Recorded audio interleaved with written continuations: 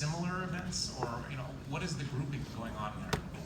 Good question. So if you look more into the cluster command and you look at the docs, it has various ratios, one that you can tweak to say likeness of events. So it'll look at the entire string of it.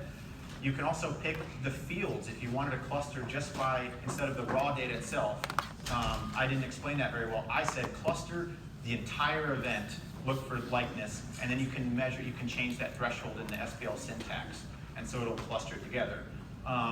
If I were to say, hey, cluster the same stuff, but by these 2 or 3 fields, it'll look for likeness in the data within just those fields and cluster those events together that way. ML, you'll probably see the much more advanced version. So this is just kind of our out of the box. We use this clustering algorithm and gives you decently basic results. When you start looking at the machine learning toolkit, that will give you, here's all the ways we can cluster things using your algorithms, other algorithms, and the like, and get really, really, tweak that to what you might need. But it's just some kind of string similarity algorithm? Yeah, Okay. yeah. At least the one I think just the SPL one's using. And there's that T argument was the threshold for similarity.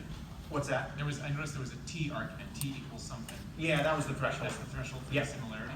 Yep. Thanks. And there's, like I said, there's probably 10 to 15 other arguments if you go look at docs on how to tweak that command.